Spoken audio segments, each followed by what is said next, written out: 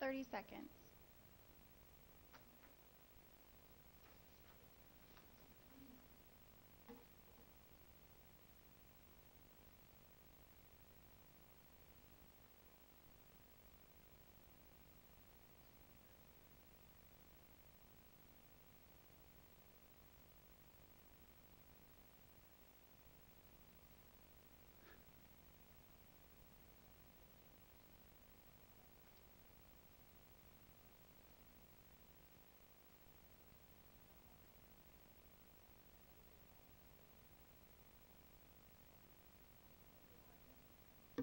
Good evening, everyone. I just want to start by saying that we do have translation services available in both Hmong and Spanish. nhớ rằng cú bé cú ya tụi chạy ở lục mông nhà thì nên từ xa tàu ở chạy ở lục mông cú nhớ tất cả nên nó hay lọt là cú chạy lục mông rồi.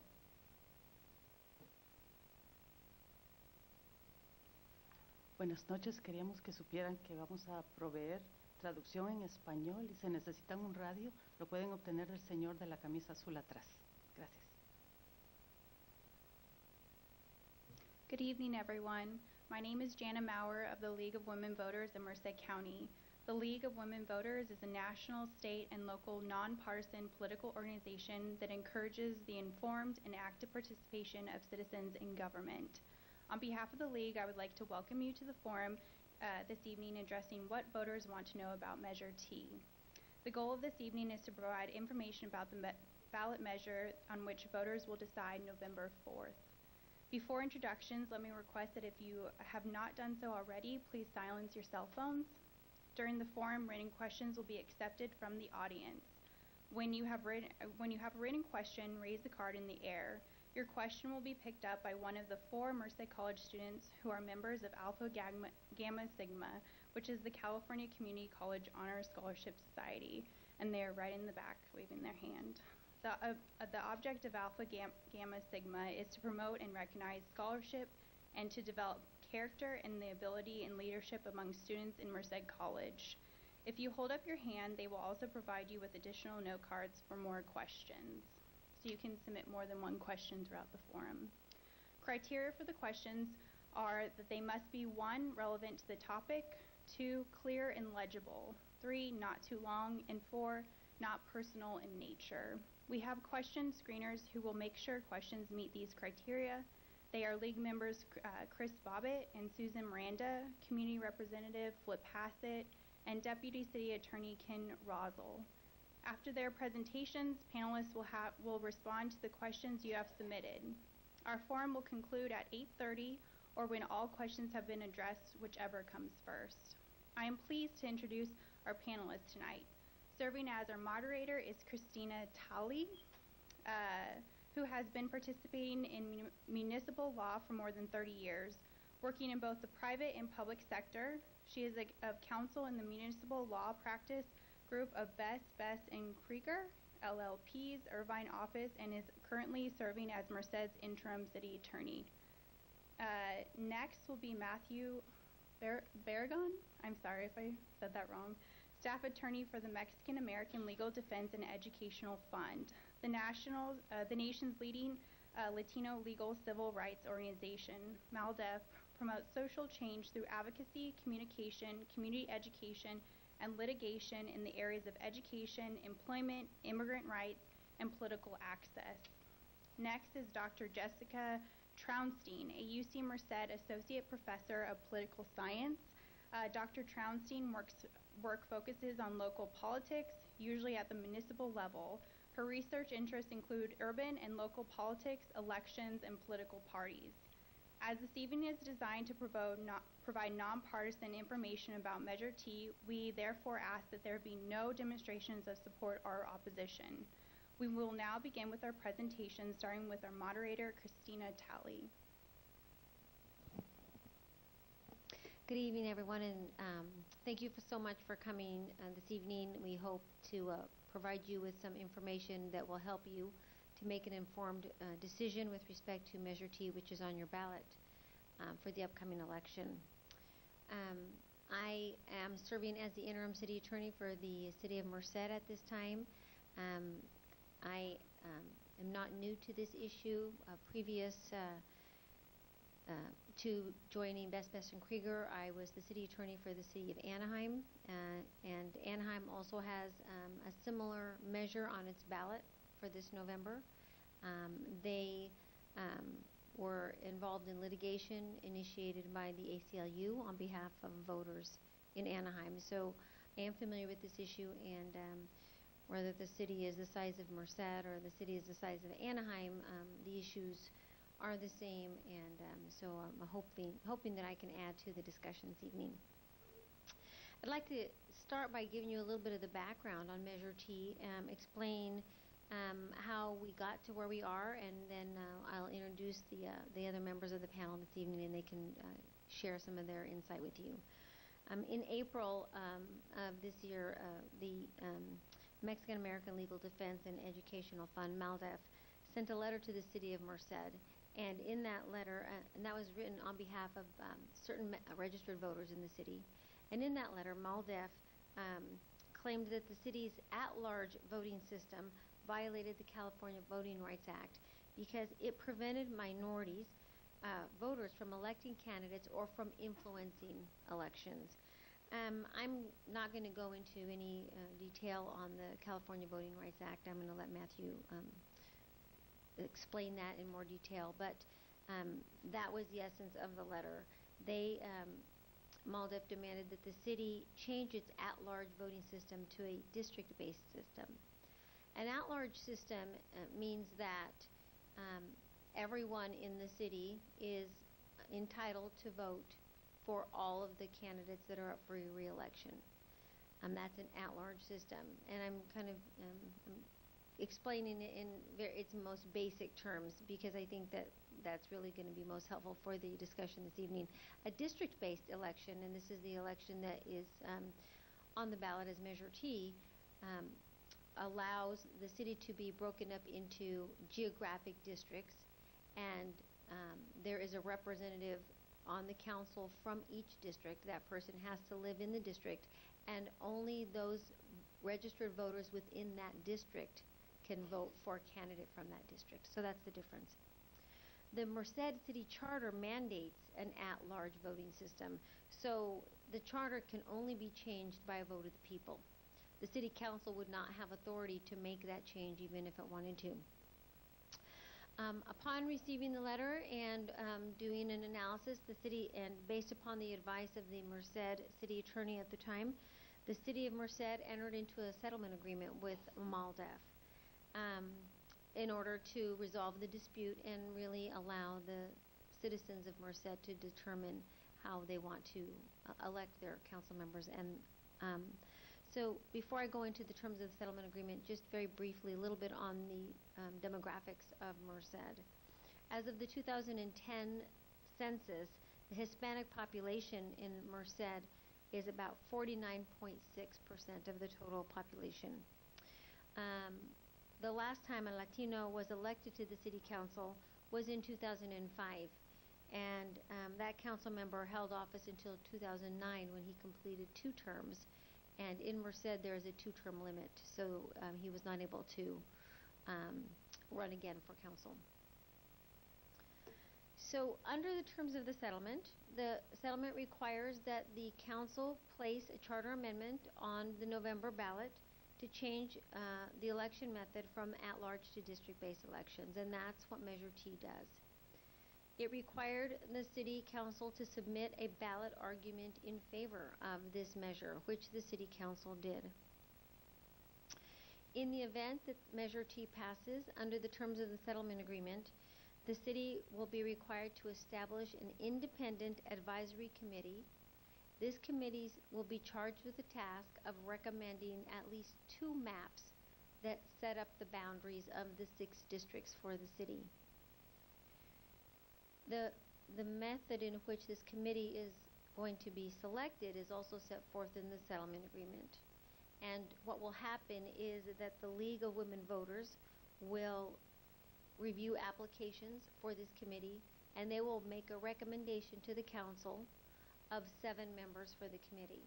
The council then has an opportunity to look at this proposed committee can either select the committee as a whole, or it can select less than the total number on the committee. If that were to happen, then the League of Women Voters would recommend additional nominees for the council's consideration. The purpose of this process is to try to remove as much as possible political influences on the committee, so that it's a very objective group of people who are going to be charged with this very important task. The committee will be assisted by a demographer, a consultant who can assure that the districts that are being proposed on the two maps, or at least two maps, are consistent with the requirements of the California Voting Rights Act. This committee will be meeting in public. It's going to be subject to the same requirements as all city council and city boards and committee meetings, the Brown Act. So it will be noticed and members of the public will be allowed to attend. They're going to have 2 rounds of meetings. The first round of meetings is to get some public input on how, what criteria should be used for creating these districts, keeping in mind that the criteria have to be consistent with state and federal law. The committee will be interested in finding out what the voters think should be taken into consideration. The second round will be to obtain public input on the proposed maps that are developed by this committee with the assistance of the demographer. There will have to be at least 1 meeting in each of the 4 quadrants of the city, and at least one of these meetings will have to take place on a Saturday. And for each of these meetings, there will be translators in both Hmong and Spanish. In addition, the city would be required to conduct outreach in an effort to inform the public about the committee and encourage public participation so that it becomes a meaningful process where everybody has an opportunity to give their input and their ideas. At this point, what is proposed under the settlement agreement is that there will be 3 districts that will be north of the Burlington Northern Santa Fe rail line and 3 districts south of that line. And that's the goal, so long as they can create the districts that are consistent with state and federal law requirements. And this district-based election system will have to be in place for the 2016 elections. That's what happens if the measure passes. If the Measure T doesn't pass, then there's nothing to prevent MALDEF or any other interested party from pursuing litigation or taking further action to address the issue of the election system in the city of Merced. So that's where we are. This is how we got to Measure T in the city of Merced. I'd like to turn it over to Matthew now, and he will tell us a little bit more about the California Voting Rights Act. Thank you. Unmute. Thank you. I would just like to make one clarification, and you did a great job explaining the settlement agreement, which MALDEF was a part of. However, we were not a party to the settlement agreement. We represented concerned Latino citizen voters, and so when we say that MALDEF entered into a settlement agreement, we mean that MALDEF's clients, Latino citizen voters in the city of Merced, entered into that agreement with the city. Thank you for that clarification. I should have been more careful on that. No, thank you. And I'm here to explain, first off, MALDEF has a very intimate relationship with the California Voting Rights Act. We've been protecting Latinos' voting rights for over 45 years. Our organization has represented voters in jurisdictions in school board elections, city council elections, and resulting in settlements moving to single-member districts. What is the California Voting Rights Act? That's what I'm here to explain to you tonight, and how Measure T interacts with that. The California Voting Rights Act of 2001 was signed into law in 2002 and took effect January 1, 2003. And what it did was it required that jurisdictions who use at-large elections to elect their members, so city council members, school board members, water district members.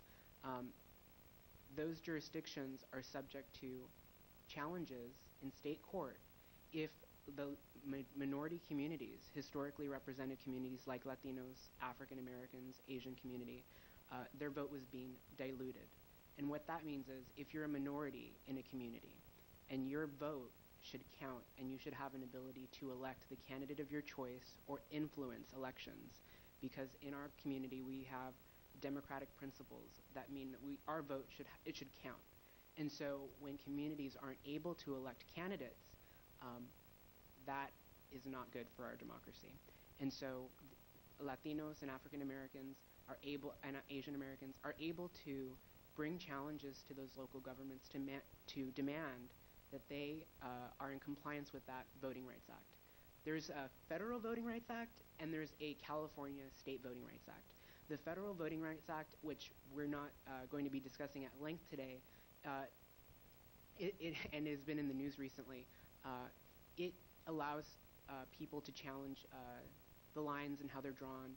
The California Voting Rights Act allows voters to challenge how they elect their elected officials. And so what is required under the law are two things.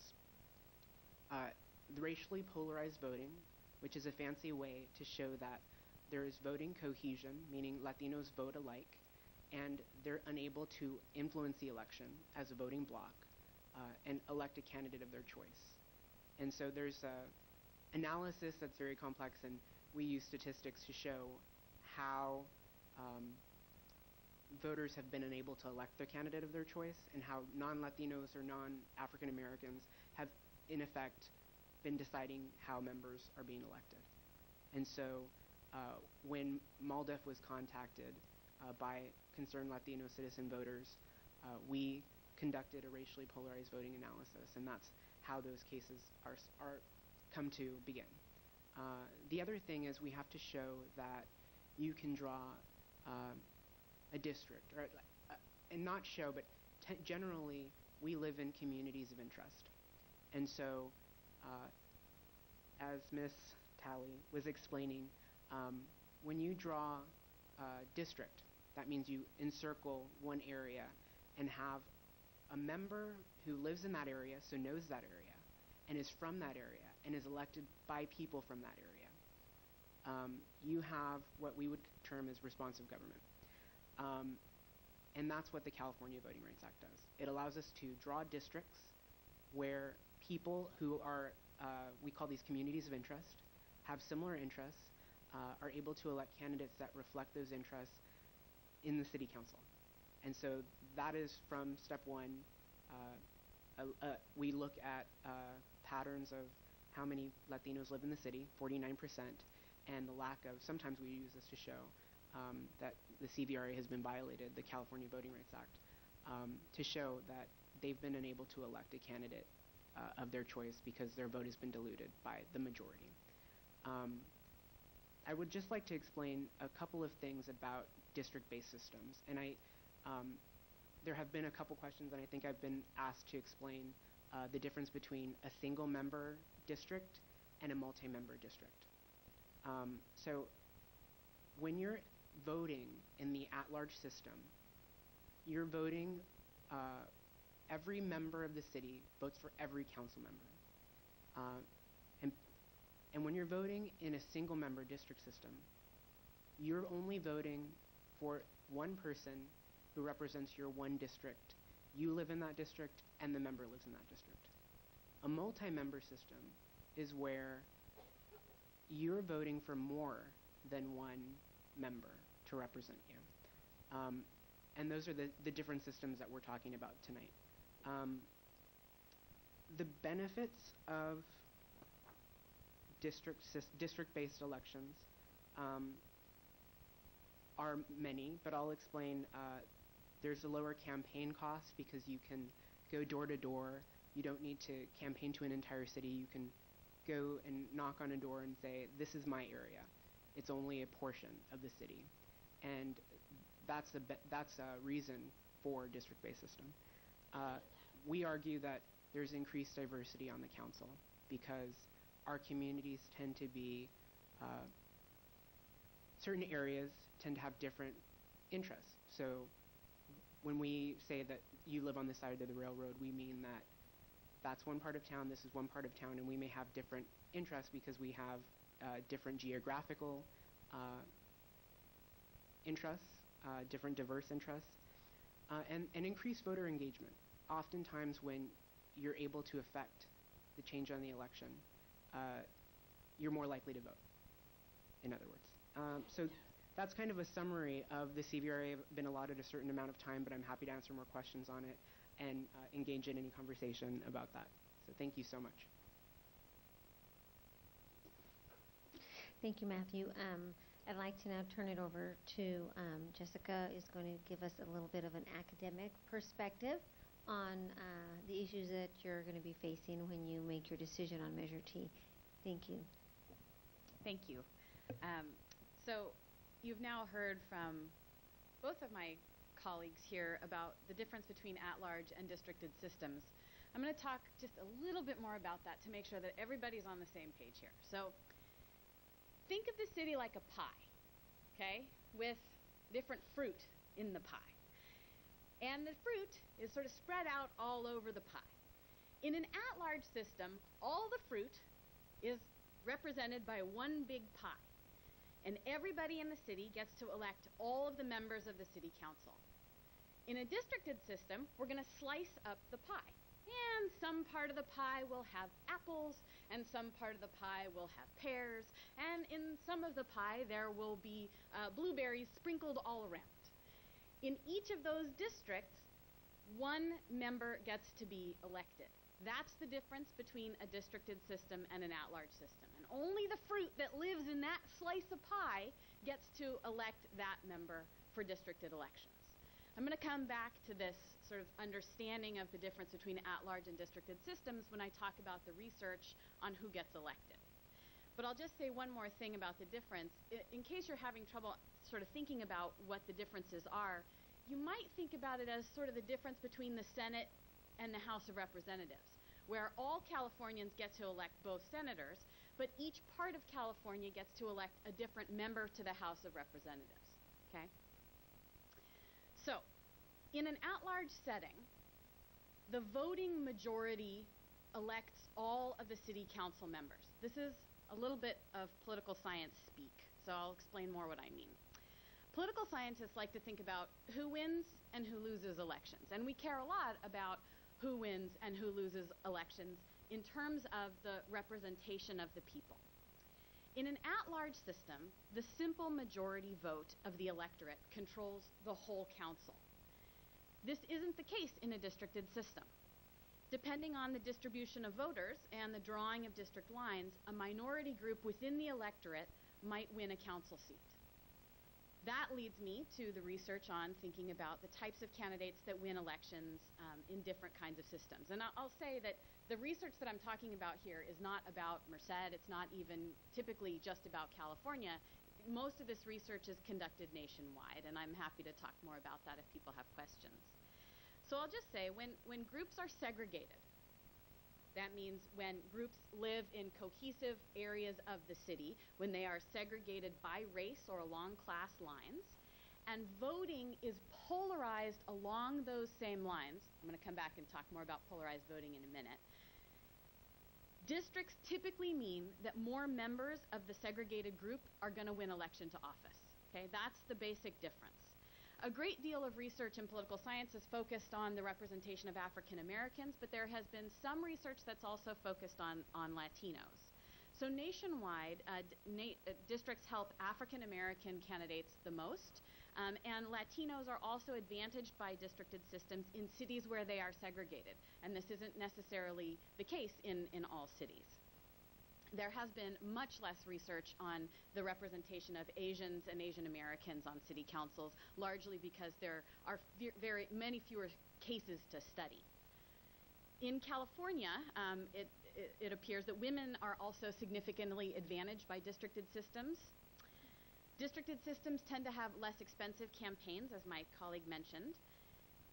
And so as a result of many of these different factors, at-large systems tend to be more likely to be populated by officials with greater financial resources and more education than officials in districted systems.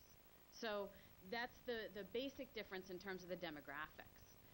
There are also some representational differences in terms of the approach of elected officials in these different kinds of systems. There are different incentives given to the people who win election to office in these different systems. At-large officials are more likely to see the city as a whole as their constituency, as their voting bloc, their voters. District representatives are, not surprisingly, more likely to see their neighborhood or the district in which they live as their constituency. But actually, even though this might seem like it's a big difference, statistically speaking, the differences aren't very big. And the reason why is because most districted council members will also say that they see the whole city as their constituency, in addition to the neighborhood in which they live. District representatives tend to respond on surveys that they are more casework-oriented, more service-oriented for particular members of their neighborhood than at-large representatives. And sort of on the other side, at-large representatives tend to say that they are more oriented toward policy development rather than acting as ombudsmen for their neighborhood. These representational differences also tend to lead to differences, slight differences in terms of policy making between at-large systems and districted systems. So districted systems tend to have more of a neighborhood focus in terms of the policy that gets produced by those city councils, and at-large systems tend to have more of a citywide focus to their policy making. One of the worries about districted systems, and I guess I should back up and say, the reason why we have these different systems is a change that was made in municipal government more than 100 years ago. So around the turn of the 20th century was when a lot of these at-large systems were put into place. And they were put into place in many cases because there was an argument that was made that in districted systems, the district representatives were only looking out for their neighborhood, that they were only prioritizing that small area of the city that they represented. And the term that was used at the turn of the century when these systems were being put into place was that these members were parochial in their interests. And so the idea was that we should create these at-large systems so that everybody would see the city as a whole as their focus. The evidence, though, indicates, now that we have statistical analysis of the different kinds of these systems, that the differences aren't that big and that there isn't as much parochialism or sort of neighborhood blinder focus in districted systems as the original worries would have indicated.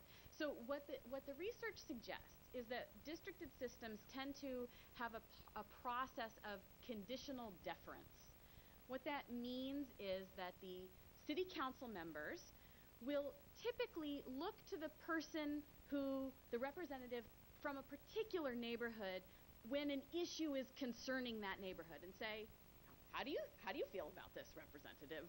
And defer to that person in terms of making a choice, but not on high-profile issues. So what the research in political science says is that if there's a big issue that comes before the city, it's a high-profile issue, it's an important issue, a big development issue, a big issue in terms of employment. In those cases, there's not a lot of difference between the kind of policy that gets made in an at-large system and the policy that gets made in a districted system. So I think I can sort of summarize a lot of this by saying there are some definite differences between the systems in terms of their policy focus, but they're small. The last way in which districted systems and at-large systems differ in the research is that there can be more geographically focused fights on the city council. So if one part of the city is representing a specific set of interests, say on one side of town, and another set of members are representing another side of town, there can be fights on the city council because of those geographic interests. Typically, voters and residents don't like fights on legislatures, councils, in the House of Representatives, but political scientists actually think these kinds of representational fights are a good thing. And mostly because if there are differences among the voters in what they believe, then there should be fights among the representatives. right? So that's the, I don't want to come across as though I'm saying that fighting on the city council in a districted system is something that we have to be wary of. But it may be that there are more fights on the city council in a districted system. And so you know, voters have to decide for themselves whether or not they think that's a good or a bad thing at the end of the day. So now I'm going to come back and talk a little bit about racially polarized voting and what that might mean in the context of Merced. So as Matthew said, understanding racially polarized voting means at the very basic level that different racial groups prefer different candidates or different outcomes in elections. It means that voters are voting in opposite directions. And when you're looking at two groups, it means that group A prefers candidate A and group B prefers candidate B. And there's not a lot of crossover voting. It does not mean that people are acting in a racist manner. And it does not mean that the elected officials are acting in a racist manner. So whichever way you vote on Measure T or how you feel about Measure T is not a statement about the racial bias of the people who are leading the city, okay? Racially polarized voting just means that people are voting in different directions. It also doesn't matter, in terms of thinking from a legal standpoint about racially polarized voting, why the different groups want different candidates to win election to office. In understanding racially polarized voting just means that they do vote differently. In Merced, racially polarized voting would mean that Latino voters in particular, and probably also Hmong and African American voters, are voting one way, while white voters are voting another way. That's how I would interpret the racially polarized voting, understanding racially polarized voting in Merced. And as my colleague said, here in Merced, Latinos make up close to 50% of the population. And I don't have data on this, but it is very likely that Latinos are not 50% of the electorate. Does everybody understand the difference between those two things? Who votes is different than who resides in the city. And when we look across the nation, it is most often the case that when you have even when you have a very large minority population in a city, the voters tend to be much whiter than the demographics of the city as a whole. I don't know whether or not that's the case in Merced, so I'm not going to make a statement about what the demographics of the electorate look like here. But I'll say that if it were true that whites are a plurality of the electorate in Merced, in an at-large system, whoever has the biggest block of votes, whether that be a white group of voters or a Latino group of voters or a group that has sort of a mixed racial makeup, whoever has the biggest block of votes in an at-large system wins all the council seats, right? That's how at-large systems work. So in a racially polarized system, if white voters are a majority, their preferred candidate wins all of the elections, while the minority group's candidates lose. Right? That's why racially polarized voting is an important component of the California Voting Rights Act.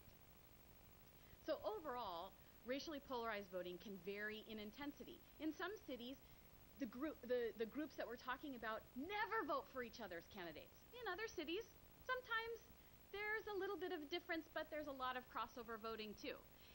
We can figure this out in Merced using statistics, and it's a very basic process of overlaying a map of census data with a map of voting data and seeing how people vote and where they live. Okay? That's the basic process. The analysis would be done, no doubt, if there was a lawsuit, and would be done also when the drawing of district lines happens if Measure T passes. So that kind of analysis is what tells us, political scientists, demographers, whoever's doing the analysis, whether or not groups have these kinds of differences and how you might think about those differences in drawing district lines or not drawing district lines at all. So that's what the research in political science says on the difference between districted systems and at-large systems. If I could add one more thing, and thank you. I like the example of the Senate and the House of Representatives, the Senate being at large because everyone in California votes for their senator. House members are more geographically centered, so everyone kind of has an easier time going to their House member. And if you'd ask someone who's easier to contact, Barbara Boxer or Javier Becerra, probably say Javier, because Barbara Boxer represents the entire state of California. And another point is, if you look at the United States Senate, it happens to be predominantly white. And if you look at the House of Representatives, there are certain districts within the House of Representatives where Latinos or African Americans are able to affect and elect a candidate of their choice. So Maxine Waters in certain area of LA is voted by a majority black electorate. Javier Becerra, who lives in downtown LA, is elected by a district that is an Latino CVAP, and this is another kind of explanation of Latinos are 49% of Merced. But when we say Latino CVAP, we're saying Latino citizen voting age population. So that's the people who are of voting age that are citizens, so they're able to vote. And when you have a majority Latino CVAP, that means that the Latino voters, if they go out and there's that's the votes cast, who goes out and votes, they will affect the candidate of choice. And so that's why you see more diversity in the House of Representatives than you do the Senate, because the districts, they decide. Thank you very much for that explanation. We have 3 questions here, and so unless either of you want to add any more to where we are, we'll start with the questions. And the first question is, 3 Hispanic individuals ran for city council during the 2013 election. However, they were not elected. How will districting enhance the ability of minorities, such as women, African Americans, and Hispanics, to serve as an elected official? I'm going to turn to our professor and give her a first shot at that, and then Matthew, if you have anything to add, please do. Well, the research suggests that in a districted system, it would be much more likely that Latinos would win election to office. And also, it's more likely that women would win election to office. And there's lots of reasons for this. The demographics that we've been talking about are a big part of it. But it's also true that because districts are smaller and less expensive to run in and to win, that there's a different demographic profile, overall different socioeconomic profile of the kind of candidates who can run and win in elections. And because of the inequality in the United States that also exists along racial and gender lines, there is an advantage for people of lower socioeconomic status in districted systems, which also tends to correspond with racial and ethnic minorities as well as women. Okay, Matthew, would you like to add anything to that? I would just like to add that when districts are in place, and campaigns are very expensive, as my colleague mentioned, when districts are in place, it's more likely that Latinos and women are able to throw their hat in the ring, and they're likely to go out and perform a campaign. So yes, similarly, it would be more likely that a Latino or woman or African American or historically underrepresented group would win in the district-based system. Okay, the next question is, if the community votes no on Measure T, why does there have to be a lawsuit against the city? Good question. Well, let me say first of all, there doesn't necessarily have to be a lawsuit against the city. There's nothing in the settlement agreement that said that if Measure T passes, there's going to be a lawsuit. There's nothing that said that there won't. Let me just tell you from a process standpoint that, as I mentioned earlier in my remarks, that the voting system the at-large voting system is set forth in the city's charter. And under California law, the charter cannot be changed by the city council. So if Measure T failed, the city council couldn't look at this and go, gosh, well, we'll just change it because we think it's best for the city and we don't want to get sued. They don't have that authority. So what are the options? If the issue doesn't go away, if the persons who are represented by MALDEF that brought this issue to the city's attention want to make the change, and they were not, and the change was not affected by the voting system, then they may say, well, then we need to go to court and ask the judge to make a decision as to whether or not the at-large voting system is violates the California Voting Rights Act. And a judge could, after reviewing all the evidence, make a determination that in fact there is a violation of the Voting Rights Act, and could invalidate the charter and mandate something different. So that doesn't necessarily mean there will be a lawsuit, but a lawsuit is a judicial way of changing the charter because the city council doesn't have the ability to do it, and the electorate has made a decision that it's not going to make that change. And if either of you have anything to add on that, Matthew? Thank you. I would just like to explain that MALDEF was contacted because there was likely a violation of the California Voting Rights Act. And when we investigated, we found merit to that claim.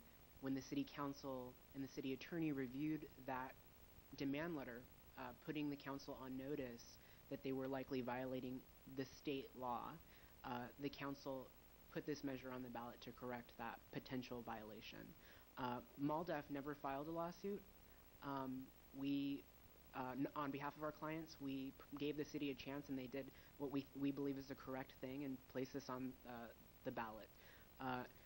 MALDEF is not the only organization, as you heard, the ACLU.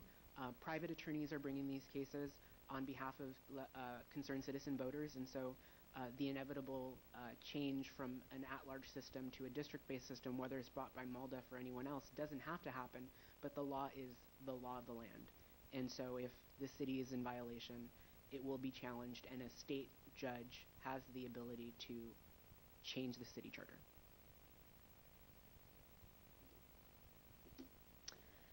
Okay, the last question that we have is, how do you apply to be on the committee? I'm going to take a shot at answering that, and if I'm not altogether accurate, hopefully somebody represented from the city or the League of Women Voters will correct me, but I understand that what will happen is if Measure T passes, that there will be an application process and that it will be advertised by the city the way it advertises for other types of committees, and that in the advertisement process the city will set forth the requirements for anybody who is interested in being a member of that committee, and you'll submit your applications, and then they will be reviewed by the League of California Voters. And nobody has stood up to say that I'm wrong, so maybe I'm right on that one.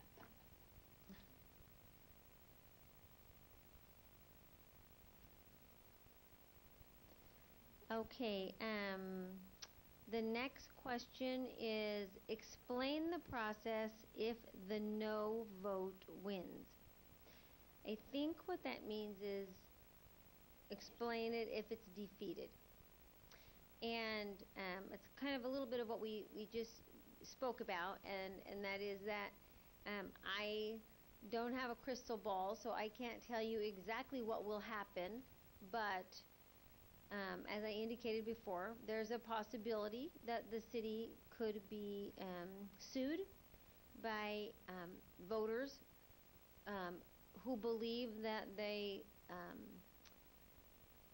their rights have been violated under the California Voting Rights Act. And let me say this, that it may not necessarily be a lawsuit by the voters that are represented by MALDEF.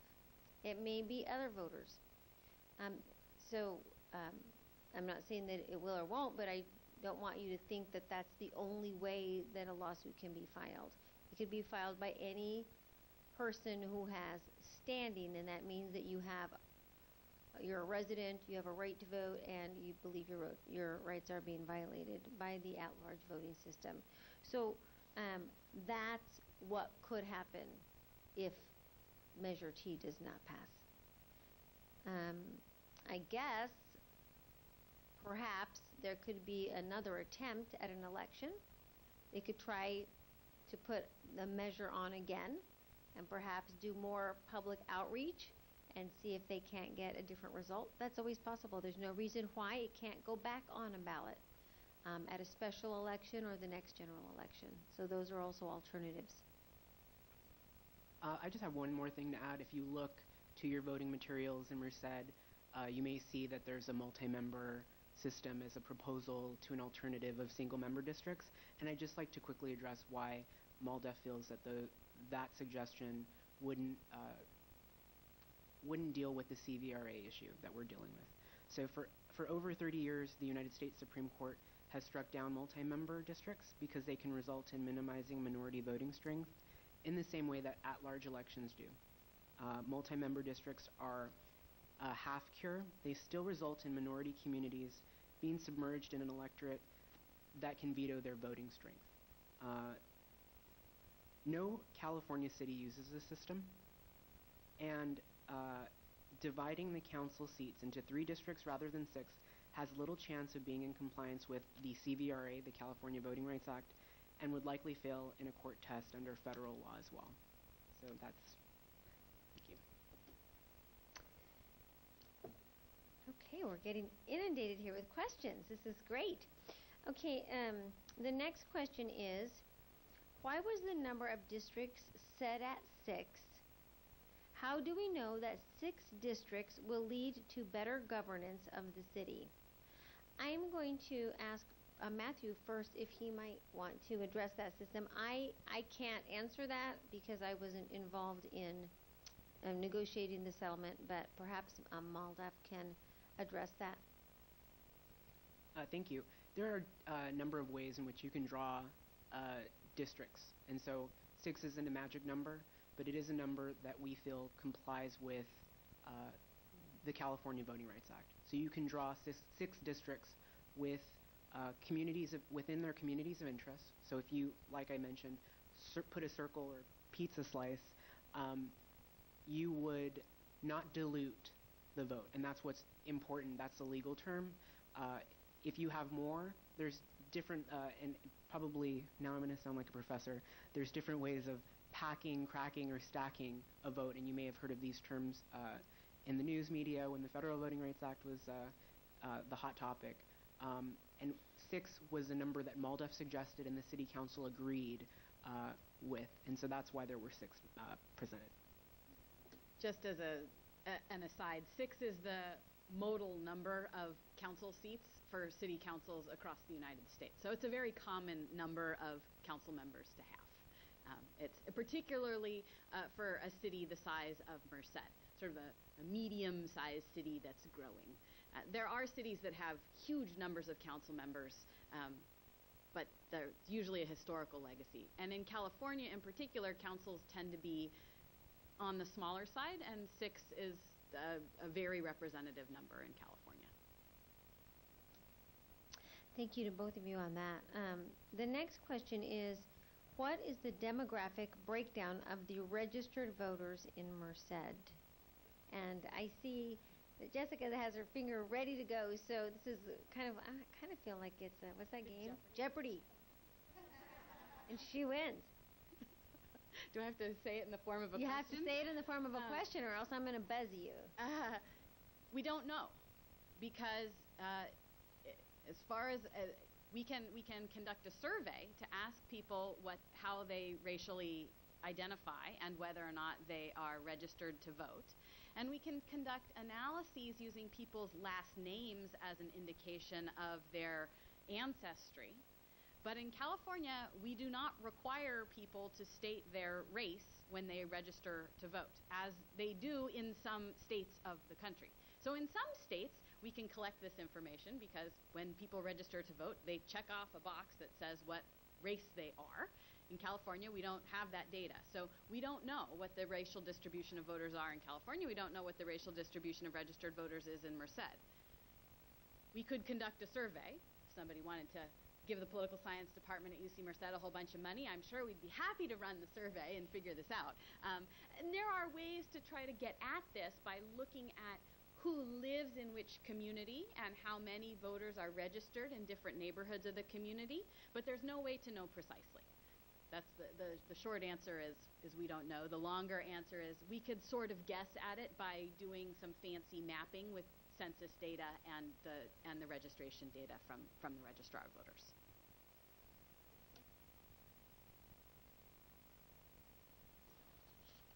And the next question is, did the city violate the California Voting Rights Act? I think from my perspective, the best answer to that is that having analyzed the issue, it was the opinion of the city attorney that there was enough evidence presented to the city that they did have a concern that the at-large voting system did not address the racially polarized issues that are addressed in the California Voting Rights Act, and that had been brought to the attention of the city by a number of registered voters through MALDEF. So I can tell you that the settlement agreement did not admit liability. What the settlement agreement did was to resolve a dispute, and that's where we left. That's where Merced left it. And that's all I've got right here. I think we'll see if there are any others pending.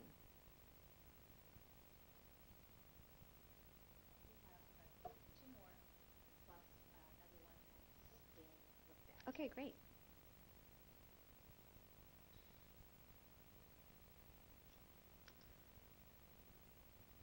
Okay, this question is, why don't minorities and women run more candidates in elections? Professor.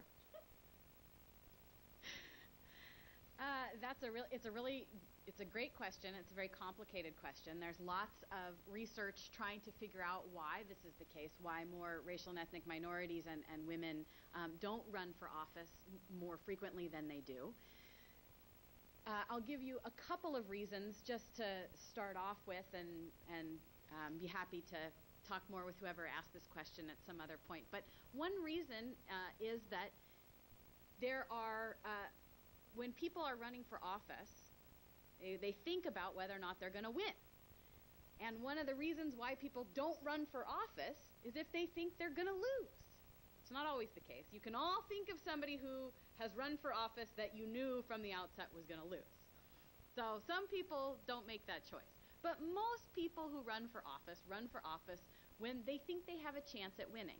And historically speaking in the United States, it has been the case that women and racial and ethnic minorities have been less able to win election to office for a variety of reasons. Okay? Bias among the voters, bias among elites who organize campaigns and who organize campaign donations, lots of different reasons. But from the candidate's perspective, when they look at the end of the game and they think, I'm going to lose, they might as well sit this one out. So that's one reason. Another reason why women and racial and ethnic minorities don't run as frequently as white men do are resources and time, as well as social networks. So there's a lot of really interesting research that indicates that people who are in positions to ask other people to run for office tend to ask people they know, and people they've come into contact with, people they've maybe done business with. Historically speaking, again, in the United States, that realm of people who are creating those social networks, building those social networks of recruiting candidates into the system and providing the funds to run for office have more frequently been dominated by white males than racial and ethnic minorities and women. It's not universally true, but it has tended to be the case. So that's my longish non-answer. Matthew. I will just add to that by saying that when you go to the polls as a minority community and you continue to be unable to influence or elect a candidate of choice, studies show that you're less likely to go and vote because your vote is not being counted in effect. So you're less likely to run for office in that situation as well. So in a districted system, you're more likely to run if you feel like your vote is mattering or is going to count. Okay, the next question is, and we've covered this a little bit kind of throughout our presentation, but maybe we can just go over some of these reasons. The question is, what are the benefits to the voters for voting for or against Measure T? And I think that I'm going to, I know that Matthew covered some of the arguments in favor of district-based elections, and that's what Measure T is, so maybe he can kind of summarize those again, and then maybe we can ask Jessica if you can talk about the other side so that we have both perspectives. Matthew. Thank you. As I explained, the district-based system is superior for a number of reasons. You get to elect more geographic, ethnic diversity. Women tend to win more elections. Your district member is more responsive to your concerns because if you live in a city and you're only from one part of the community, and sometimes we get calls and the entire school board or city council lives on a block of the same block, then you're less likely to see that pothole in the other side of town. And so you're more responsive to the entire city. And the city council, even in a city council of 6 members, if Latinos and African Americans get 1 member, they have the ability to contribute to the agenda. They have the ability to come back to the community and say, these are the issues that are coming up. What does our community feel? So you have a voice on the council. That's something that I haven't articulated. The other thing, and I think we explained, the committee will be selected by the League of Women Voters, who are conducting the panel tonight, and thank you also for that. They volunteered through the settlement agreement to be a third party to select this commission. And it's important that people can apply to this commission. It's of the city, and they will be deciding the lines. The Independent Advisory Committee will hold 2 public meetings similar to this one, where the public can come out and inform and provide maps to the committee. And after they select a map, and with their demographer, the committee will hold 3 more public meetings to receive comments. And so that means that through the different levels of line drawing, which is another way to say how they're drawing the districts, the public will be able to provide comment and feedback.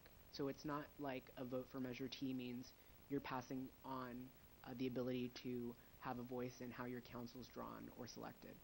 The public is going to be involved in this process. That was a part of the settlement that the city and the plaintiffs agreed to. Okay, go ahead and take the other side. Okay, I'm not going to take any side. Mm-hmm.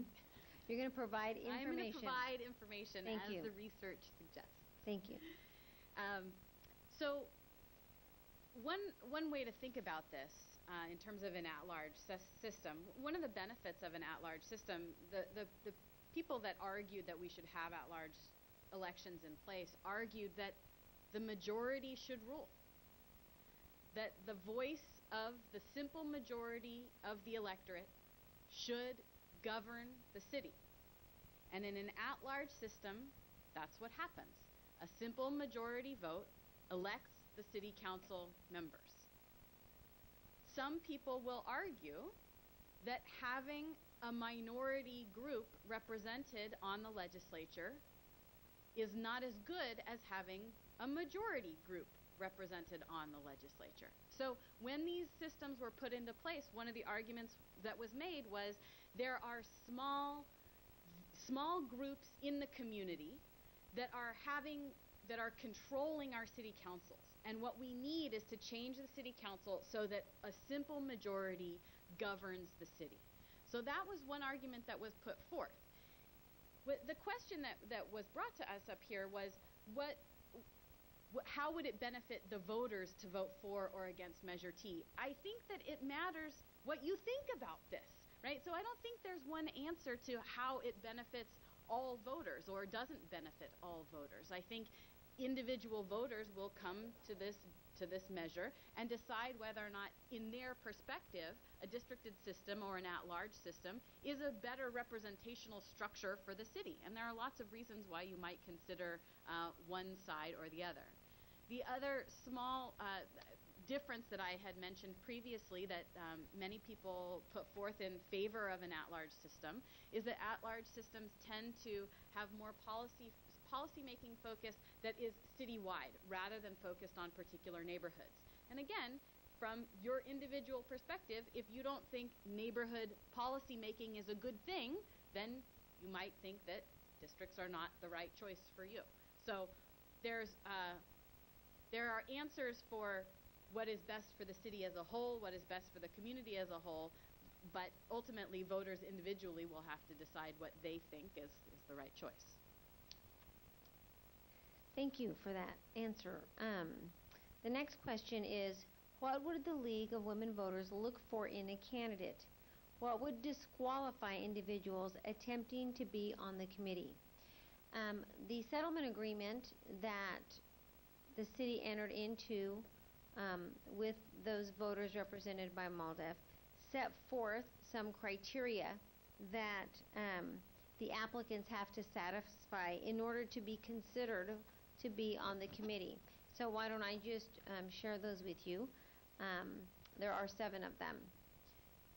Applicants must be a current resident of the city of Merced and be eligible to be a registered voter of the city. They cannot be a sitting elected official. Candidates cannot have a conflict of interest under applicable law. They must be available to participate in the work of the committee. Applicants cannot be a paid political operative for any individual candidates or registered political parties.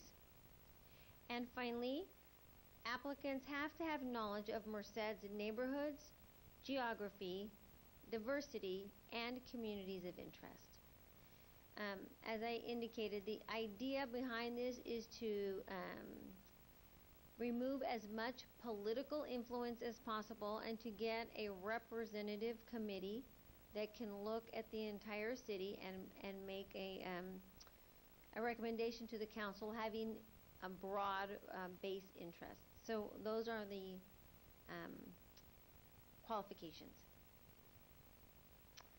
All right, and the next question is, are there multi-member districts in the United States? And if so, where? And I don't know which of our panelists is best able to answer that. Matthew, do you have any information on that? Because if not, we will pass it over. Okay, I think there is no, as I explained, there's no multi-member district in California. Okay. So for the city council. So I will leave it at that. Leave it at that. Okay. There probably are multi-member districts somewhere in the United States, but I don't know where they are. You can think about the Senate as being multi-member districts, right? All states have 2 senators. That's a multi-member district in a way. And historically speaking, there have been lots of changes to city charters over the course of the United States history, and inevitably, at some point, in some place, somebody had multi-member districts in the United States. They're much more common in other parts of the world, though. So the answer is probably yes, but I don't know where. I'd Google it. That's what I would do to find it. And actually, the place that's been in the news recently is Ferguson, Missouri, and so maybe that's what that question was getting at. But so yeah, that is one jurisdiction. All right. The next question. How does districting address voter engagement? In other words, how would districting increase the likelihood of minorities voting? We'll turn to our professor first. So there's evidence in political science that indicates that voter turnout is higher among racial and ethnic minorities when there are racial and ethnic minority representatives. So one way in which districts might enhance turnout among minorities is if there are minority members of the city council, that could in turn in the future increase the turnout among minorities in the city of Merced. It might also be, as Matthew indicated earlier, you might imagine that in a districted system, there tends to be a closer knowledge of the member of the city council, and they tend to know the people in their district more. And it might be that there is more mobilization among particular neighborhoods among minority groups in Merced by the representatives themselves, trying to drum up votes, trying to get people to turn out to vote for them. So there's a couple of different ways that districts could change the turnout of racial and ethnic minorities in Merced. Great, thank you. Matthew, you want to add to that? No? Okay. The next question. How much could it cost the city in litigation if Measure T does not pass? A lot of money.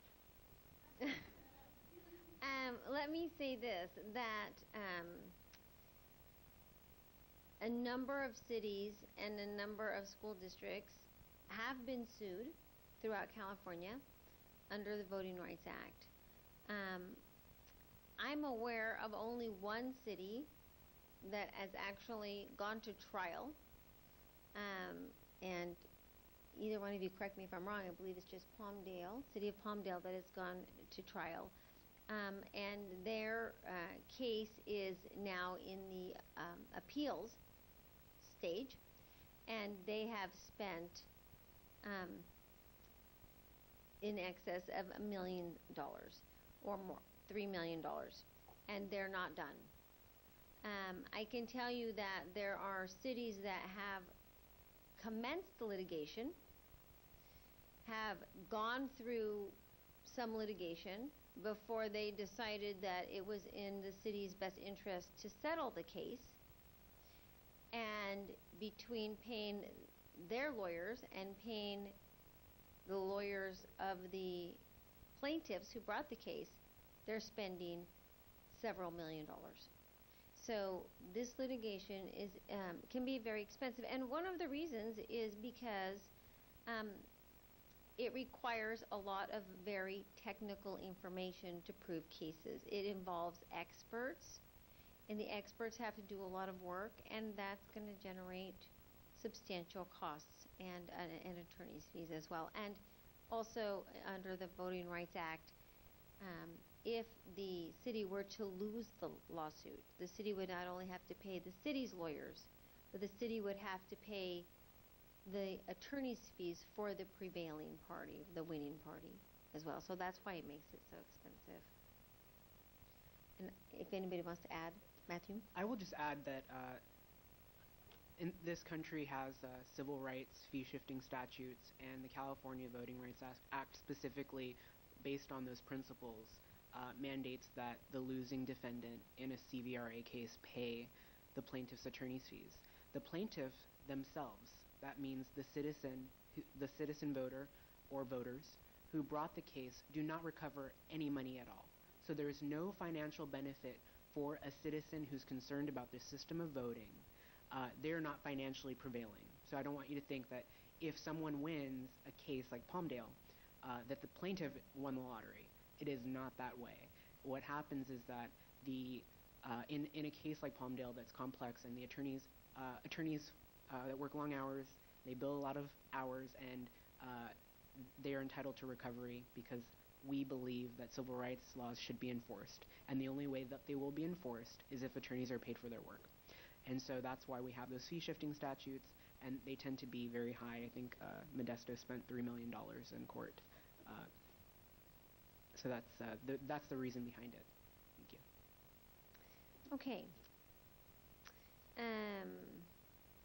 The next question is, give some examples of criteria to be considered in setting up voting districts. And in particular, there is on this question, in quotes, communities of interest. So I'm going to share some information that's in the settlement agreement about what needs to be considered. And the settlement agreement says that the districts have to be consistent with the state and the federal Voting Rights Act laws, But they will also consider things such as the topography, geography, cohesiveness, I can never say this word, contiguity, integrity, and compactness of the territory, as well as the community of interest of the districts. And I'm going to let both of our panelists talk a little bit about communities of interest, because I think that's a term of art, and I think that they can probably expand on that. Why don't we start with you, Jessica? Okay. Okay, go ahead, Matthew. Yes. So communities of interest, what are they? They're different things to different cities or jurisdictions. You know it when you're in one. Usually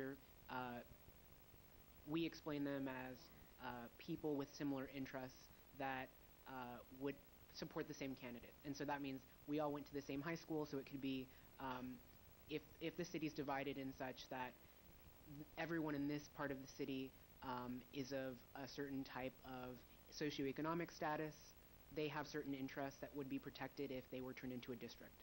So there's no magic way to explain it, but that is one way. You would try to preserve similar situated groups. So I suppose another way to sort of think about that is to imagine analyzing a lot of the vote data that we have from Merced historically, right? So you could imagine trying to figure out how different individuals in the city or different groups in the city have voted in past elections, either for city council or for higher levels of government, to see whether or not there are certain geographic areas, certain pockets of neighborhoods that tended to vote in one way versus other areas of the city that are voting in a different way. So again, it would be partially artistic and partially statistical, I think. Okay, we are almost out of time. I have a couple of cards up here that I think are pretty short answers, so I think we'll just finish up with those, and then we will go ahead and summarize the evening. One is, if Measure T passes, who will pay the cost of the demographer? And that cost will be borne by the city. That was an easy one. I get all the easy questions. And the next one is, could the city spend more money on encouraging residents to register to vote? And I think the answer to that is yes. There's nothing that prohibits the city from spending that money. The city cannot use public funds to advance a measure. Okay, they can't promote it because that would be using money for politics, public money, and they can't do that.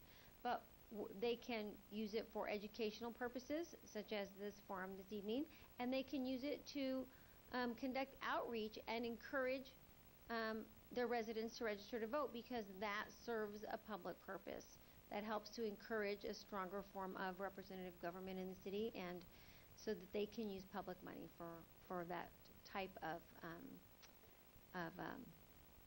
encouragement and project. And I think that's it. I think we have a few minutes that we're going to summarize and conclude the project. And it's been a pleasure. I thank you very much for allowing me to be here, and the rest of the other two panelists. I'd just like to thank the League of Women Voters for hosting us this evening, and for the co-panelists. Thank you. And I'll say thank you too, because it would be rude not to.